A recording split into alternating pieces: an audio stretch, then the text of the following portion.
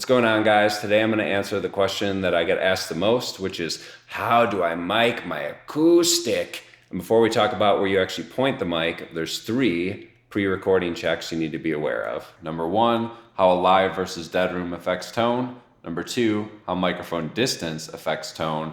And number 3, the different frequency and transient responses between small diaphragm condensers, large diaphragm condensers, and dynamic microphones. So without further ado, let's start with the room test.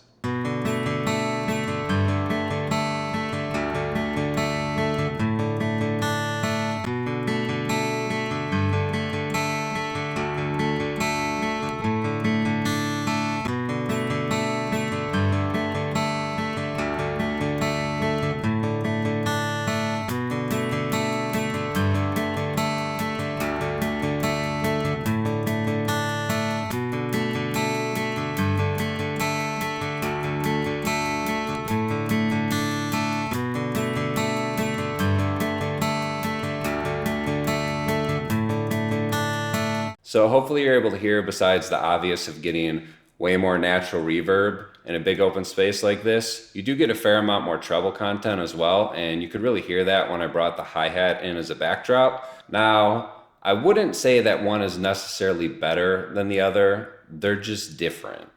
If you have a carpeted bedroom at home, that's always a great starting point, and if you have multiple rooms available to you, then I suggest you just kind of try them all out and see which one that you like best. Next, we're going to look at how microphone distance affects sound with an 8-inch, 4-inch, and 12-inch example. If you don't have a ruler handy, don't worry, I got you. 4 inches is going to be the rock, 8 inches is going to be the surfer, and 12 inches is going to be the rock surfing.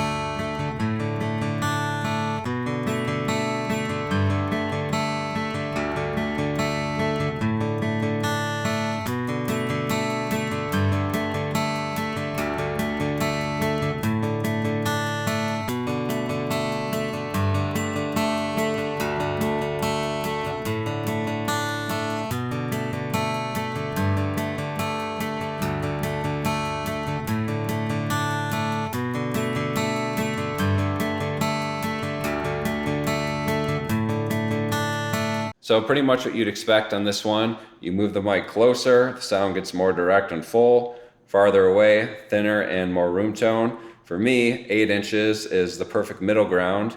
And last but not least, let's look at how the various microphone types affect the sound.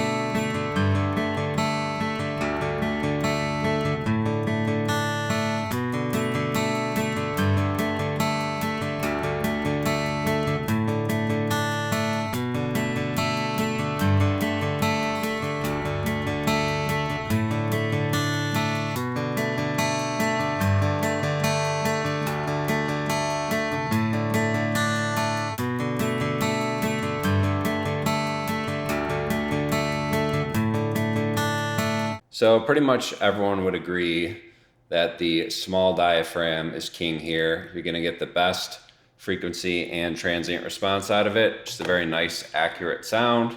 Next, I would go for a large diaphragm condenser. Still gonna get a really nice sound. Not quite the transients that you'd get with a small diaphragm, but still tons and tons of albums made with large diaphragm condensers. And then last, I would go for the dynamic, and I honestly would not use this one unless you absolutely had to. It's just not that great of a sound. And if I'm going too fast for you guys, the files are going to be in the description, so you can download them and follow along in your DAW. And finally, let's talk about where you actually point this thing. The positions we're going to be looking at will all be 8 inches away. starting first pointed at the 14th fret, which is where the neck and body join together on the guitar. Next position will be the same spot, but angled in 45 degrees, so it's pointed at the sound hole. The next position will be pointed directly at the sound hole. Then we'll do some stereo miking. Just gonna hold it for a second. When we actually do it, there'll be a stereo bar, but this mic will be pointed out towards that joint, and then this other mic will be pointed towards the bridge.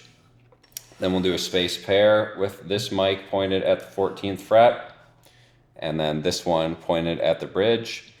And then we'll replace that small diaphragm with a large diaphragm and do the same thing with the space pair.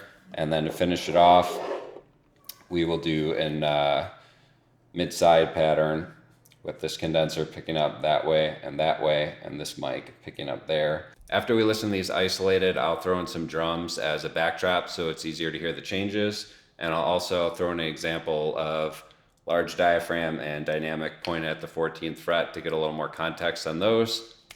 Here we go.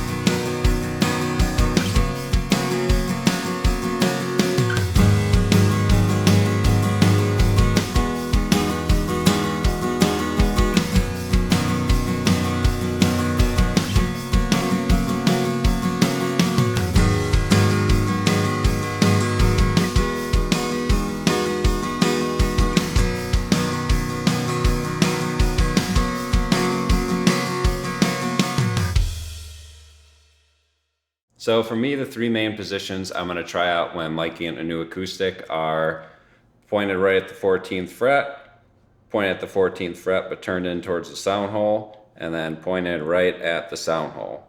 Now, I know what a lot of you are thinking right now. Sound hole?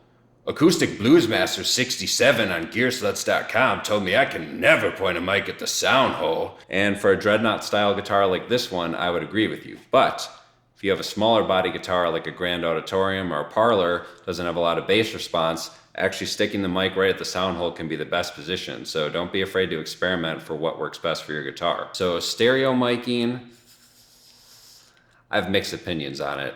For lead lines, I think it could be cool because you get things wide without having to double them. But for your bulk, your main sound, I still think mono tracks is the way to go.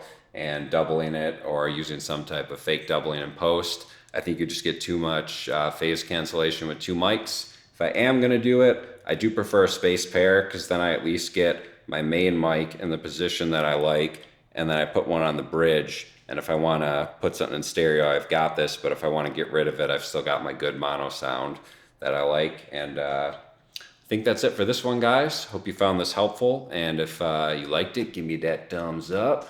I'll catch you guys in the next one.